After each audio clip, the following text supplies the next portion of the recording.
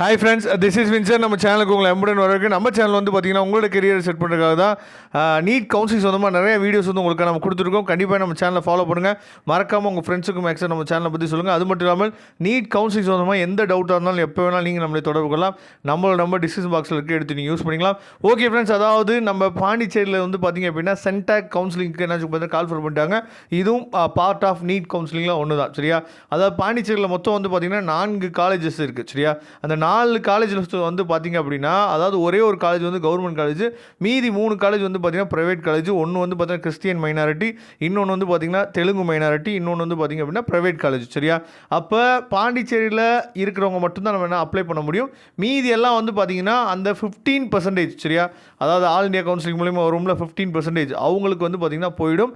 அது மூலயமா தமிழ்நாட்டில் இருக்க பசங்களும் போகலாம். சரி, அதை பற்றின ஃபுல் டீட்டெயில்ஸை வந்து நம்ம பார்த்துடலாம், சரியா?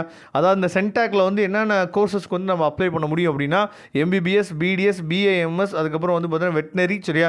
ஏன்னா வெட்டினரி காலேஜ் அங்கே ஒரு காலேஜ் இருக்குது, அதனால் வெட்டினரிக்கு நம்ம பண்ணலாம், சரியா? இந்த கோர்சஸ்க்கு வந்து பார்த்திங்க அப்படின்னா நம்மளால் சென்டாக் மூலிமா நம்ம உள்ளே போக முடியும், சரியா?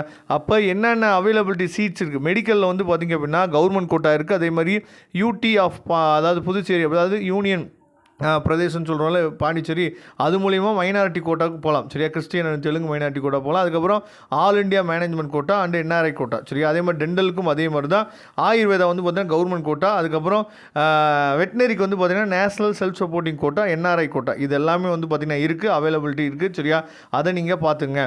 அதுக்கப்புறம் வந்து பார்த்திங்கன்னா eligibility of candidates of various quotas available in UG NEET courses அப்படின்னு சொல்லி கொடுத்துருக்காங்க, பார்த்தீங்களா? அதாவது நல்லா நீங்கள் தெரிஞ்சுங்க, கவர்மெண்ட் கோட்டாவுக்கு யாரெல்லாம் அப்ளை பண்ணலாம் அப்படின்னா residence of UT of Puducherry, சரியா? கவர்மெண்ட் கோட்டாவுக்கு வந்து பார்த்திங்க அப்படின்னா அதாவது நீங்கள் வந்து புதுச்சேரியில் நீங்கள் வந்து பிறந்திருக்கணும் அப்படின்னு சொல்லி கொடுத்துருக்காங்க தெளிவாக. அதுக்கப்புறம் ஆல் இண்டியா மேனேஜ்மெண்ட், சரியா? அதுக்கப்புறம் நேஷனல் செல்ஃப் சப்போர்ட்டிங், இதுக்கு வந்து பார்த்திங்கன்னா ரெசிடென்சி ஆஃப் அதாவது புதுச்சேரி, அதுக்கப்புறம் அதர் ஸ்டேட், சரியா?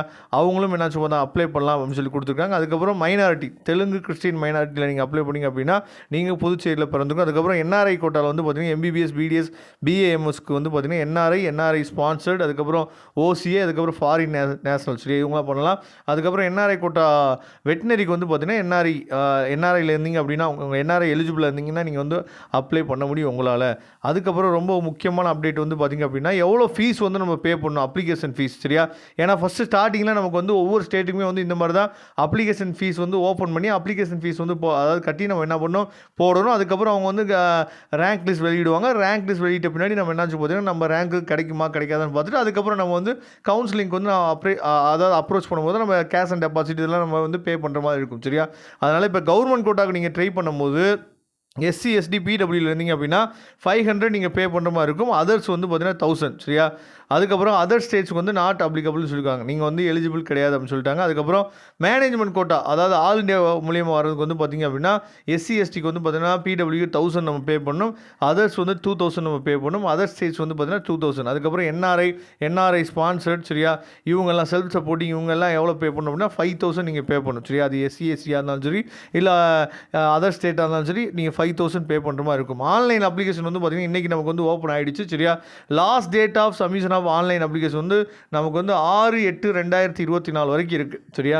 கிட்டத்தட்ட வந்து 1 வீக் கிட்ட கொடுத்துருக்காங்க, சரியா? இதை மேபி அவங்க வந்து என்ன எக்ஸ்டெண்ட் பண்ணுறதுக்கு வாய்ப்புகள் வந்து இருக்குது. ஏன்னா ஆன்லைன் அப்ளிகேஷனுக்கு வந்து பார்த்திங்கன்னா டேட்ஸ் வந்து ரொம்ப குறைவாக தான் கொடுத்துருக்காங்க. அதனால் மேபி எக்ஸ்டெண்ட் பண்ணுறதுக்கு வாய்ப்புகள் வந்து அதிகமாக இருக்குது. அதுக்கப்புறம் இம்பார்ட்டன்ட் இன்ஸ்ட்ரக்ஷன் சொல்லி கொடுத்துருக்காங்க. என்ன கொடுத்துருக்காங்க அப்படின்னா அதாவது இந்த கவுன்சிலிங் எல்லாமே அதாவது all India counselling rank against the NEET rank based on NEET 2024 revised, சரியா? அதாவது ரிவைஸ்டு ஸ்கோர் கார்டுன்னு சொல்லி கொடுத்துருக்காங்க. Published on 26/7/2024 while filling up the application அப்படின்னு சொல்லி கொடுத்துருக்காங்கல்ல. இந்த மாதிரி தான் நம்ம என்ன ஃபில் பண்ண வேண்டியதாக இருக்கும். அதுக்கப்புறம் நீங்கள் வந்து இந்த சென்டாக் கவுன்சிலிங்கை பொறுத்த வரைக்கும் ரொம்ப முக்கியமான விஷயம் என்னன்னு சொல்லி பார்த்தீங்கன்னா நீங்கள் அப்ளிகேஷன் போடும் போதே நீங்கள் வந்து சாய்ஸ் ஃபில்லிங் பண்ணுற மாதிரி வேறு இருக்கும், சரியா? அதையும் நீங்கள் பார்த்து தெளிவாக என்னன்னு சொல்லி பார்த்தா போடணும். அதையும் நீங்கள் பார்த்துங்க. இந்த சென்டாக் வெப்சைட் வந்து என்னன்னு சொல்லி பார்த்தீங்கன்னா www.centakpuducherry.in இந்த வெப்சைட்டில் போய் தான் நம்ம என்ன சொல்லி பார்த்தீங்கன்னா அப்ளை பண்ணணும். இதோட டெமோ வீடியோ வேணும் அப்படின்னு சொல்லி நீங்கள் கேட்டிங்க அப்படின்னா டெமோ வீடியோ போகிறதுக்கு நம்ம ரெடியாக இருக்கோம். நீங்கள் கமெண்ட் பாக்ஸில் கேளுங்க. அப்படி டெமோ வீடியோ வேணும் அப்படின்னா நம்ம வந்து எப்படி அப்ளை பண்ணுறது, என்ன பண்ணணும் அப்படிங்கிற விஷயங்கள் எல்லாமே என்ன சொல்லி பார்த்தா உங்களுக்கு தெளிவாக கொடுக்குறதுக்கு நம்ம ரெடியாக இருக்கிறோம். ஓகே ஃப்ரெண்ட்ஸ், அதாவது நீங்கள் புதுச்சேரியில் இருந்தீங்க, இல்லை வந்து அங்கே வந்து ஆல் இண்டியா நம்ம ட்ரை பண்ணலாம் அப்படிங்கிற ஒரு எண்ணத்தில் இருந்தீங்க அப்படின்னா நீங்கள் அப்ளிகேஷன்ஸ் வந்து போடலாம். கண்டிப்பாக நீங்களும் என்ன சொல்லி பார்த்தா ட்ரை பண்ணலாம். Okay friends, thank you. நம்ம நெக்ஸ்ட் வீடியோ பார்க்கலாம். அதுவரை உங்களை விடைபெறுவது உங்கள் நண்பன் வின்சென்ட். தேங்க்யூ.